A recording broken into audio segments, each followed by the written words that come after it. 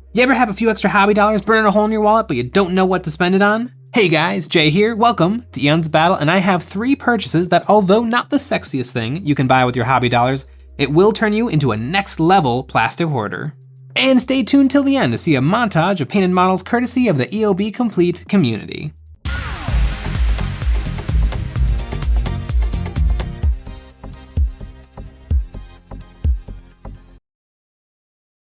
Now, before we get to the 3 things, I want to preface if you only have money for one hobby purchase, buy more models, obviously. But if you have some change left over after that, any of these would make a solid choice. What makes these invaluable to have but no fun to purchase is that they all fall into the category of hobby storage, which is a predicament that I, and I'm sure many wargaming enthusiasts, find themselves in all the time. Where do you find the room for all this stuff?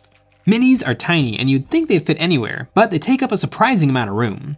I went through all the usual routines of storage, first the box they came in, then a shoebox, then I had one of these, but nothing ever really worked out. Having hundreds of models scattered to the 4 winds can make getting things done super taxing. Where did I even put my Skitarii? I know I had a Commissar around here somewhere. Uh-oh, where did this guy's sword go? If you find that you have more models than you know what to do with, this first item is for you.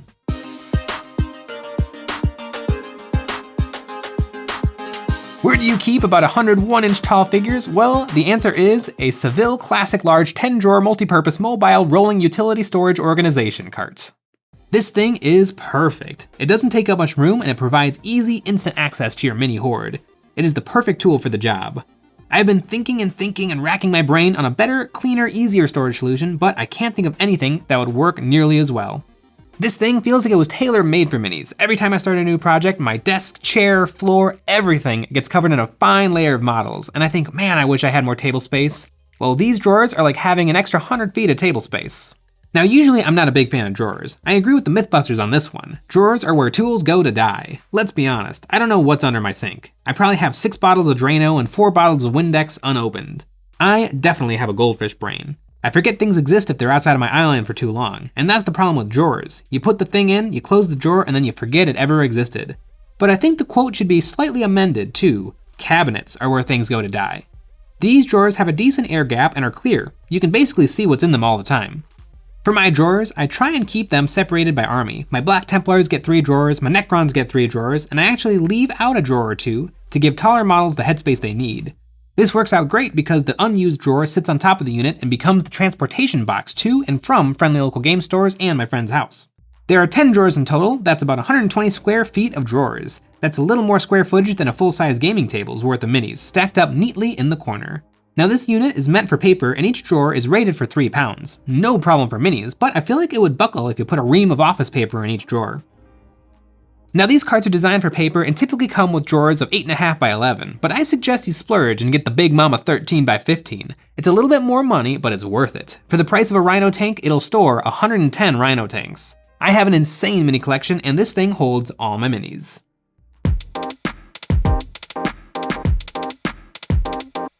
Another thing that is bursting at the seams in my house is things in bottles. If you want to be a hobby hero, you need tons of specialty paints, chemicals, goopes, powders. And where do you store that stuff? Well, for me, I have recently purchased this Seville Classic 3-tier, ultra-durable, commercial-grade, heavy-duty, NSF-certified service utility storage cart. This rolling cart now has become my liquids cart. It satisfies all my needs. It is small, it can roll, it's not drawers, it has a nice 3-tier design and not only lets me hold all my liquids, but it also helps me to sort them. The way I sort my cart is on top, I keep all my specialty paints like my oils, thick body acrylics, primers, varnishes, and my effects paints like Crackle and such. This stuff is on top because I use it on a daily basis. In the middle basket, I keep glues. Hot glues, Gorilla Glue, super glue, epoxy, spray adhesives, resins, this 3D print cleaner stuff. And these things I don't use on a daily basis, but I probably grab 1 or 2 of these things a week, and it's nice to have them so available. On the bottom basket, I essentially just keep rocks. This is my basing sands. I have all different types of graded sands. Slate rocks, pebbles, Duraham's water putty, my drywall spackle. If I'm heading to my cart, there's a good chance I need some of this stuff.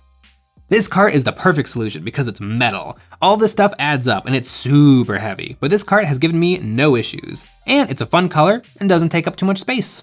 This cart may not be for every hobbyist. Most people don't have or need as much stuff as I've got. Even though I only need maybe 1 or 2 things off this cart a day, I'm glad that they're all right there waiting for me instead of under my desk or in drawers where I might never find them again. And I like that it's on wheels. I have a few spots that I like to hobby, and it's nice to be able to drag this thing over to where I'm working.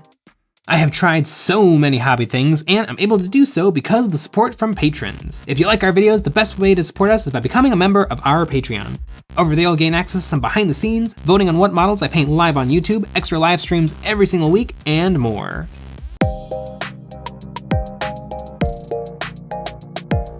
Now I'm guessing that this one will be a bit controversial, but hear me out. If you want to store your paints like a pro, you might think you need those cool, sexy, upright laser cut organizers, but no. You need big, shallow bins. Now I know these bins sound dumb, but honestly, this is the way to go. I have hundreds of paints and I've never had any need for a nail polish shaker or a vortex mixer. I have GW paints that are 5 to 6 years old and are good as new. And every one of these paints, without fail, is ready to rock and roll in 3 to 5 seconds of handshaking. And I chalk that up to my bins. They are stored out of the sun, the bins provide a second barrier of air and temperature, and the paint never has a chance to settle because they are mixed up every single day when I'm looking for colors. Now, you might be thinking, sure, maybe it keeps the paints nicely mixed, but how do you find the paint you're looking for? Well, yes, I do go digging, but it's not a big deal. My bins are shallow enough that I can see most everything in just a few seconds, and the time I spend looking for colors is not time wasted. It's time I spend thinking about colors, second guessing myself, and contemplating other options. It happens all the time that I'm digging around for one color, but the jumbled heap of paint plops a better choice right in front of me, and saves me from my own bad ideas.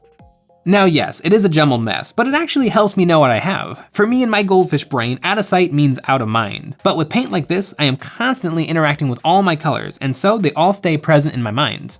So even though I don't go for Vallejo Reflective Green or P3 Carnal Pink every day, I'm aware they exist because I see and hold them all the time.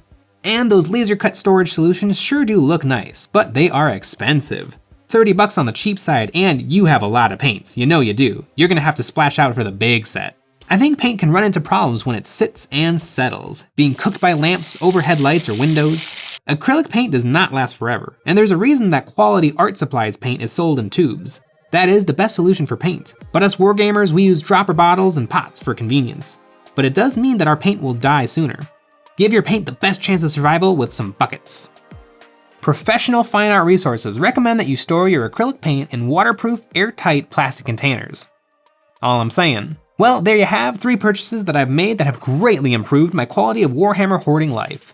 Now all that stuff that would be festooned all over my desk and every other available surface are neat and tidy in drawers, bins, and baskets. None of these things were meant for wargaming, but really, that's how it should be. Part of the fun of a niche hobby is figuring out how the heck to do it. With everything organized, the clutter is gone, and now there's plenty of room to buy new stuff. Maybe it's time to start that Age of Sigmar army. Well, I hope you guys enjoyed the video. Let me know in the comments what are some things you've purchased to upgrade your hobby game, and are you ready to see some models? It's time to check out the EOB Complete submissions. We put out a challenge to our community to send us before and after photos of their recently finished models to be immortalized in our videos. If you want to join in the fun, you can submit a before and after photo of your painted mini to our Discord server, which you can find in the description below, or you can post it to Instagram with the hashtag EOBComplete. Without further ado, let's look at and get inspired by what the folks have finished this week. A Kill Team Sergeant by Just Make Stuff, some Frosty Space Wolves by Rayline, a Plague Marine by Amon, a Death Killer War Trike by Nick, an Invictor Tactical Warsuit by Reed, a Sisters Repentia by Power, some Necron Warriors by Wolfstring, a Zombie by Tadee, a Sister of Battle Army by The Rake, an Orc Warboss by The Raging Modeler, a Gabo Shaman by Cracksh, some Disciples of Caliban by Joe Dracos, a Rubric Marine by Disco, a Deadly Warrior by Coravan, an Orc Warboss by Paolati, a Redemptor Dreadnought by Omegon, an Angry Marine by The Happy Heretic, an Adventurer by Toon, a Plague Marine by Calamity, and a Librarian Dreadnought by Craft Singles in your area. Congratulations to everyone for a job well done. It's no small feat to get paint on a mini, and you all should feel really proud. Nothing gets the hobby juices flowing like finishing a project, and we all thank you for sharing your work, motivating us and the hobby community to paint our plastic. Thanks for sharing.